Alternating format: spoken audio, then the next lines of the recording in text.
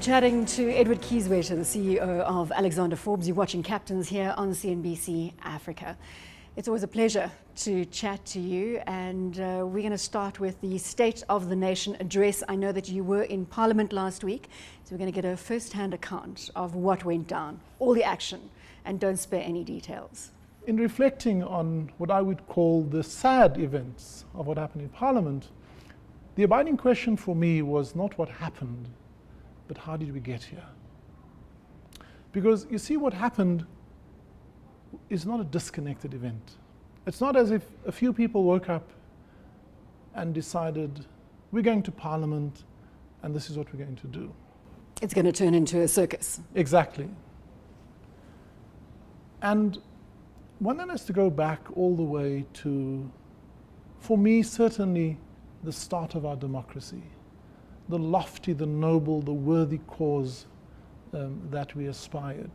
Yes, at the time there were anxieties, there were aspirations, there were fears, there were concerns, but we've actually come a long way. Some out there are saying that we're still a young democracy. Surely 20 years down the line, we can't still refer to ourselves as a young democracy. Aren't we established?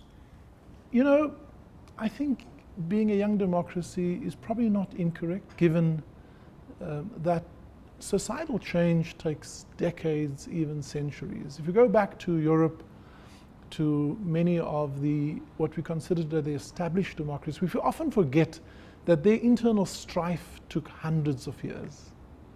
Now, one would hope that ours would not, and that we could learn some of those lessons. But so it's not the fact that we are going through stages of norming and storming and forming. That's very natural for a society. What is critical, though, is how we handle every instance. So if you think about the current mood in Parliament, every South African has to say that mood is unacceptable. Now, vibrancy in democracy, I am all for. Freedom of speech, the right to express ourselves, I'm all for. But at the end of the day, leadership is about collective accountability. And for me last night, questions the quality, the integrity, and the process of overall leadership of the Parliament as a body that is the highest legislative body in our country, and then the respective leaders that make up the various constituencies and bodies that ultimately forms Parliament. What was unacceptable to you? Well, I think first of all, again, as I said, if you take the run-up to the event, there's been a boiling cauldron of requests, demands, the need for engagement, which for whatever reasons you can give, did not take place. There was a need for President Zuma to come and account on particular matters, which would have taken the debate a long way further. Whether the debate would be resolved by now is quite another matter. It wouldn't have happened in Parliament. But certainly Parliament is the worst place for that to happen. It's an embarrassment to us as a democracy, because what happened in Parliament is seen by the world. And they don't see the best of us, and we have so much that we can be proud of. We get so much we can reflect on as great achievements in our journey on this democratic journey. However, the world sees the worst of us. The world is fixated right now on tweets that carry pictures of people being beaten over the head outside Parliament. Exactly. The content and the substance of the State of the Nation address has paled into insignificance compared to the dynamics around it. One of the long-standing parliamentarians got up and referred to this as immature poppycock behavior. And quite frankly, notwithstanding the fact that our parliamentary processes are relatively young, I believe that we can, and we owe it to ourselves, be a lot more mature, a lot more sophisticated in the way that we engage with each other. So what we have lost as a society, and Parliament at the last event was simply a reflection of what happens in the greater society. We have lost the ability to constructively engage with each other. So we end up shouting at each other rather than sitting down and talking with each other. The bigger question, Edward, goes back to the global view of South Africa, and again what damage that this has done to brand South Africa in an environment where we desperately need to attract foreign direct investment for sustainable development within the country. Issuers and investors, and you know this well, have choice. We as an emerging market are competing with continents like India and China. Now, for me, that is a bigger problem, in that the Africa story itself is waning. South Africa is certainly the drag on the Africa growth story in itself. And now we're being made a mockery of on global stages. Yes and no. Intelligent investors have the ability to look through the noise and to find the gems within society. And every country, every nation, no matter what happens at the political and the socio-political level, one can find within it good practices, world-class practices. And South Africa is no different, by the way. And so in asking some of the international investors, why would you invest in South Africa? Their answer is because we don't look at investing in governments, we look at investing in companies. And where we find a great company, we will invest. Can great companies operate when the infrastructure is about to fall over? Right now, captains of industry are contemplating, and maybe I'm being a little dramatic, contemplating the implications of a national blackout. And we should. So the electricity crisis, again, one, my view, was completely unavoidable. Secondly, has had huge negative impact on our economy and will continue to have so, and will naturally and most certainly have an impact on the decision maker of an energy intensive user. South Africa, a number of years ago, a decade ago, was a haven for energy intensive industries because of reliable low cost electricity. And there was a time that we were the leaders. We were a globally admired utility. We've lost that position.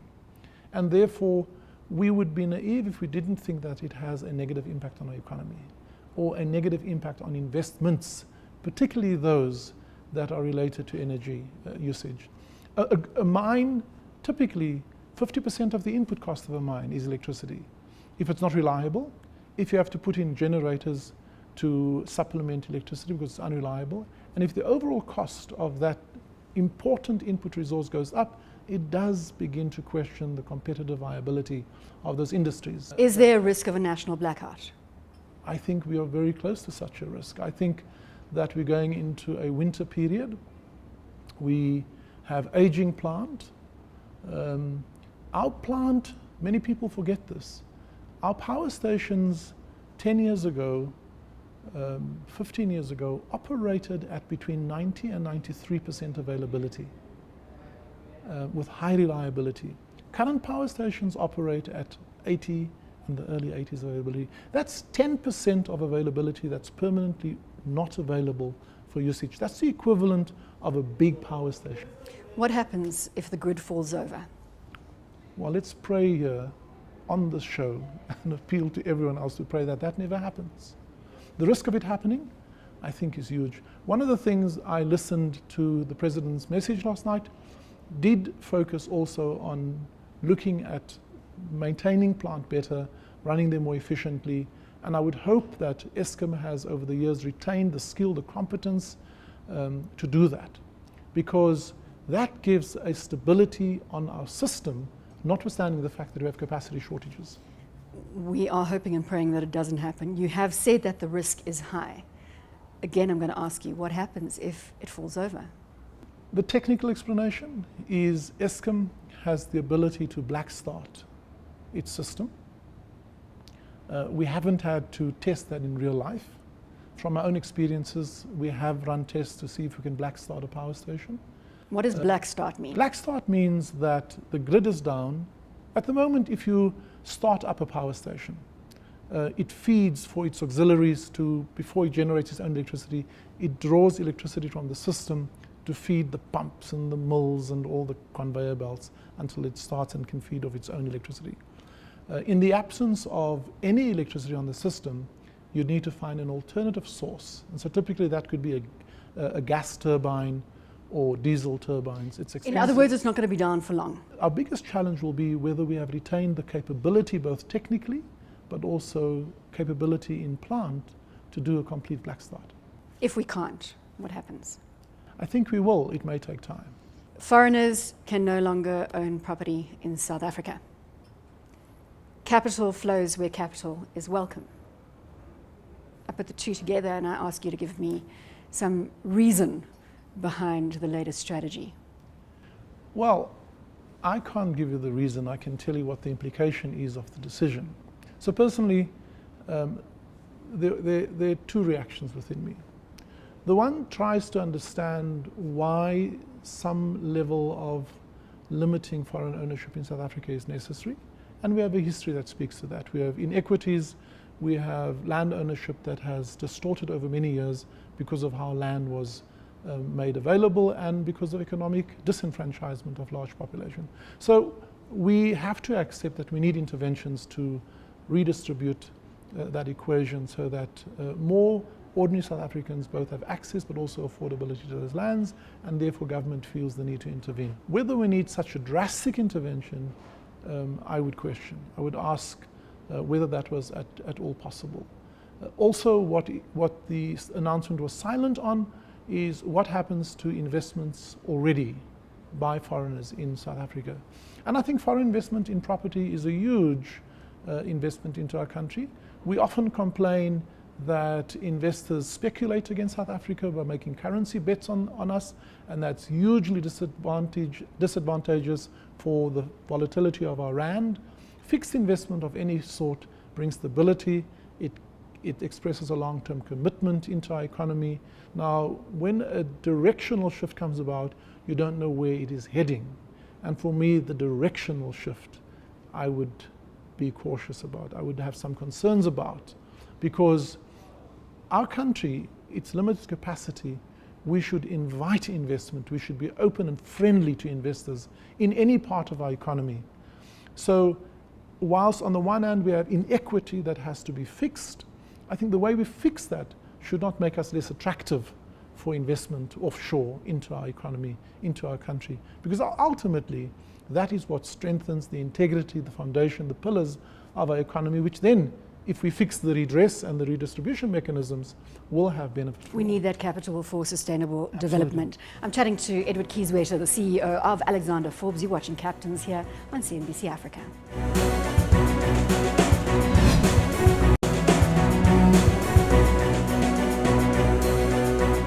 You're watching Captains on CNBC Africa, and I'm chatting to Edward Kieswetter, the CEO of Alexander Forbes. Let's talk about Alexander Forbes. You entered the picture in 2010. It's been an interesting journey, a listing in July last year, and by all accounts, a significant turnaround within the Alexander Forbes, including redefining and re-establishing the brand. It's been a very interesting journey where I probably learnt and gained more than what I've given. But a huge privilege to have been part of it. I think probably the most important message is that sustainable and effective change starts from within. It starts from an organization, and by the way, this is a lesson for business and for politics. Change starts with hard self-talk, with hard self-critique. And maybe sometimes we are told that we are too self-critical, but you know, I would rather err to be self-critical than to pacify myself and have hubris about how well we think we are doing. So for me, the conversation at Alexander Forbes started by going to the core and asking questions, not what do we do, but why do we exist? What is our purpose? Questions not what do we sell, but what impact do we have? What difference do we make? And that changed the conversation internally. And that was for me an important commencement of a journey that looks at altering the essence of who we are and how we want to be as a company. What you do as a company can change over time. It's driven by needs, by technology, by changing landscapes, by economic, the tapestry of the economy and society. And you always have to be agile and responsive to that. But the glue that holds you together is in your DNA. You can change your hairstyle, Bronwyn. You can change the color of your lipstick. I can change the little hair that I have on my head. But what I cannot change is my DNA, the essence. Fortunately, organizations can. And for me, that was where we started. I don't want to give a chapter and verse of what that meant for us. But today what we see, and we say this with deep humility and also a great sense of it having been a huge and inordinate privilege, what clients and what stakeholders experience is a change from within. The things that you then do on the outside reflects the change from within. And I'm not sitting here saying that the journey is over. In fact, we had a tough reflection as a leadership team with our board. We spent the last few weeks thinking, what does the next 5 years look like that for us? And I can tell you, the bar is high.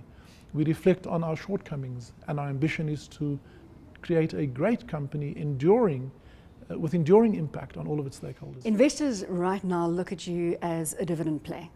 You've got cash, they want the money. You have given the indication that you are going to start targeting growth, and particularly in Africa, talking about pension reform in Ghana, in Tanzania.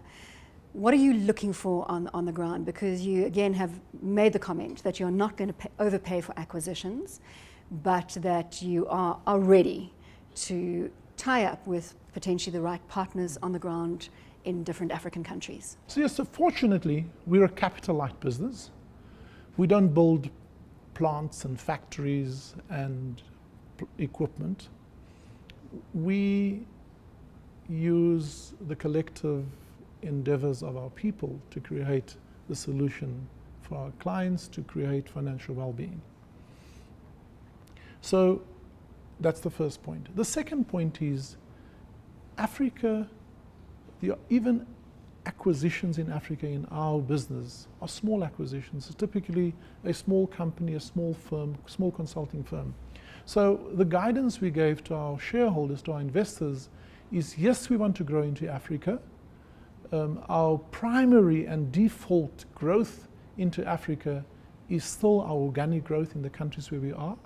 But now, because of the restructuring of our balance sheet, the fact that we don't have a lot of debt, allows us to look beyond just organic growth into acquisitions.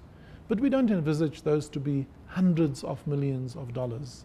They typically will be small investments. The guidance we've given is, we would go into a country and probably, for a couple of $1 million, we can buy a small consulting firm, integrate them into our company, and quickly leverage the intellectual capital that's Would it be fair to say that you are going to follow the pension reforms as they happen across the African continent? So that's exactly what we have stated, that our strategy for growth is we focus on English-speaking Africa. We don't want to flag in every 54 countries at this stage. Secondly, we follow pension fund reforms. Thirdly, we have a low capital growth strategy into Africa. And we, whilst in the last 5 years that was mainly organic, in the next 5 years we would look for acquiring businesses where they are. And again, great acquisitions is an asset that you buy. And should an asset come with a distribution capacity, with clients, with a book, then clearly that pays for itself in terms of the going concern nature thereof. But if it's a startup, typically that's a very low capital expense. Moving on to Edward Kieswetter. I don't think many people know that you're a choir director, or were a choir director, that you were a bishop for several years, that you have 3 master's degrees, that you collect red wine, that you build on the weekends, and that you write books for your children. Have I left anything out? Probably 1 or 2 things, but let's stick with what you've mentioned. They're embarrassing enough as they are. Edward, you've stated that you're a lifelong scholar, so this obviously underpins everything and is behind the 3 master's degrees. When you say you're a lifelong scholar, what in essence does that mean? Bronwyn, every one of us have a mental model for life. So if I ask you what your mental model for life is, you can say life is a journey, or you can say life is a breeze, or whatever. For me, life is a journey of learning. I think one of the blessings we have as human beings is this infinite capacity to change, to learn, and to grow.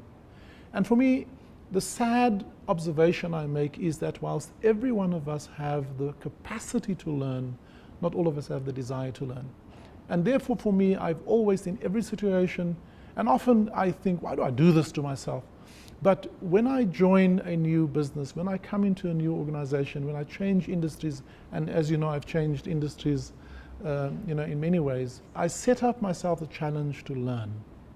And learning doesn't have to be through the acquisition of another degree, although I love the structure and the discipline that that gives you, but just having the hunger, learning, foraging for information. Today information is ubiquitous. You don't have, no one can claim not to know. The real challenge is not what you know, but it's how you use that. And that's judgment and wisdom. And often you have to make mistakes. You have to do things over again. And hopefully you do learn. So for me, learning is fun. It's never been about the degrees. It's about how you enrich and how you retrain, reinvent yourself. And that's how you remain relevant if you think about that in the business sense. But more importantly, I think that's how you live to your full potential. Your sons are studying music in Scotland, both of them. The one has returned now and is establishing himself as a conductor in South Africa. He works with the South African National Youth Orchestra. He just told me the other day, Matthew, that he is so blessed that he has work assignments for the whole of this year with various orchestras here. He's doing an international tour later this year. So yes, he will tell you that his inspiration to conduct was when he was a little boy and saw his father conducting the church choir. My second son, Lance, he is studying in Scotland. He's taken a short break and he recommences his studies to complete a master's degree in music therapy. Are you going to do another degree? I actually registered for a PhD. I have a yearning that when I finally hang up my corporate boots, I would like to go back into teaching and leadership development. That's, I think, what I was born to do. And alongside that, I will then do more formal studies. Well, given the sense you've made out of Parliament and the latest decisions out of our leadership, I hope that you're not going to hang up those corporate boots anytime soon. Well, no one has indicated to me that they're unhappy yet, so I believe that if I can continue to add value and work in the interest of all our shareholders, this is fun, doing what we're doing now. 5 years at SARS with Praveen Gordhan. 5.5 years. What have you made? You must be sitting on the sidelines, looking at the news headlines and thinking, what is going on? What is going on? Again, one reflects on these things with sadness. When the new commissioner was appointed, I wrote to him and I said to him, congratulations on this appointment. I said to him, you're stepping into one of the most crucial roles in our country. South Africa needs a well-functioning revenue authority to capacitate our democracy. And therefore, you have this inordinate responsibility resting on your shoulders. I then said, this is who I am. I've had the privilege to be part of a great era of SARS, working with Trevor Manuel, Praveen Gordhan and others on the executive team to create a truly world-class revenue authority. I offer you this whenever you need. I make it available. If you want to chat, I'm happy to share with you my experiences. Consider that as a friendly offer. I put that in writing and gave it to him. Followed up with a personal contact when I met him on occasion. We haven't had that opportunity yet. Did he respond to your letter? No, I haven't received the response from the commissioner. And I don't know why. Maybe his priorities are very different to the kind of wisdom I think I can share with him. For me, I think we're at a critical stage of the development of one of the important pillars of our democracy. And we've been a beacon of hope around the world for well-functioning revenue authorities. Are you concerned? Yes, I am concerned. I would be dishonest if I didn't say that. I'm concerned that all of the work of the last decade could come to naught if we lose the institutional memory that has created that. So if you think about it, There's been a change of ministers of finance, there's been a change of commissioners, there's been a flight of executive skills. And to build institutional capability is hard work, it takes time, and if you lose all of that, we still have many great people at SARS. Many of them are friends of mine. We still have excellent people in Treasury, including the current ministry and the current officials. However, we do, if this trend continues, we do stand the risk of a discontinuity, and we have to start all over again to build institutional capability that we've worked so hard to gain. There's one thing that I need to ask you. In terms of your collections of red wines, if I want to buy the perfect bottle of red wine for this coming weekend, what would you suggest? We are spoilt for choice in South Africa, but obviously we have our favorites. For me, Meerless Rubicon is still right at the top there. A Hamilton Pinot Noir, great choice. If you're a little bit stretched for budget, which doesn't apply to you, then a Houtcabrier Pinot Noir is an equally good, if you're into champagnes, a nice local Pierre Jardin. Those are some of the things that would complement a great evening. You've been watching Captains here on CNBC Africa.